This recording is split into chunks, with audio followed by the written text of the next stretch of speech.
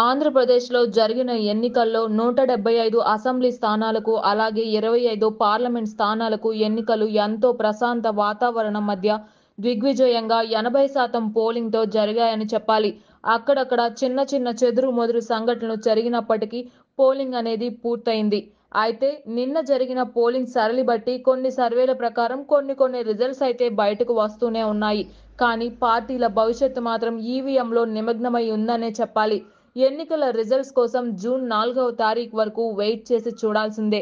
పల్నాడు, మాచర్ల, అనంతపురం సహా పలు చోట్ల పోలింగ్ సందర్భంగా ఉద్రిక్త పరిస్థితులు నెలకొన్నప్పటికీ ఓటర్లు మాత్రం ఓటు వేసేందుకు వెనకాడలేదు. వర్షం పడుతున్నా కూడా లెక్క చేయక పోలింగ్ కేంద్రాల వద్ద బారులు తీరారు. ముఖ్యంగా మహిళలు, వృద్ధులు భారీ సంఖ్యలో పోలింగ్ కేంద్రాలకు వచ్చి తమ ఓటు హక్కును వినియోగించుకున్నారు. ఈవీఎంలకు సంబంధించి కూడా అక్కడక్కడ సమస్యలు తలెత్తినప్పటికీ అధికారులు ప్రత్యేక ఏర్పాట్లు చేసి ఇబ్బంది కలగకుండా జాగ్రత్తలు తీసుకున్నారు. ఆంధ్రప్రదేశ్ వ్యాప్తంగా సాయంత్రం 5 వరకు 68% పోలింగ్ నమోదైనట్లు ఏపీ ఎన్నికల ప్రధానాధికారి ముఖేష్ కుమార్ మీనా వెల్లడించారు. మరోవైపు రాష్ట్ర వ్యాప్తంగా ఆసక్తి రేకెత్తించిన కాకినాడ జిల్లా పిఠాపురం అసెంబ్లీ నియోజకవర్గంలో భారీగా పోలింగ్ నమోదైంది.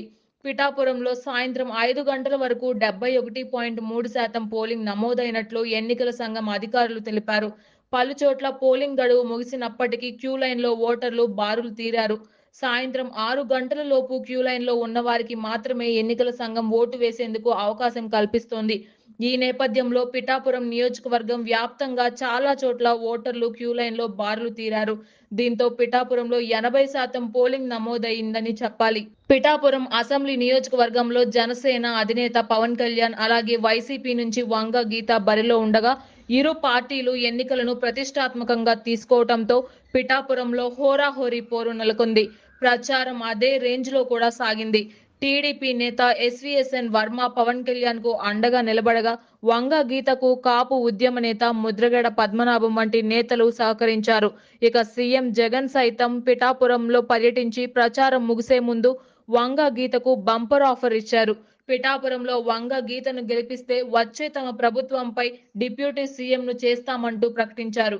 అటు పవన్ కళ్యాణ్ సైతం పిఠాపురం నియోజకవర్గం కోసం ప్రత్యేకంగా ఎన్నికల ప్రణాళిక ప్రకటించి ముందుకు సాగారు.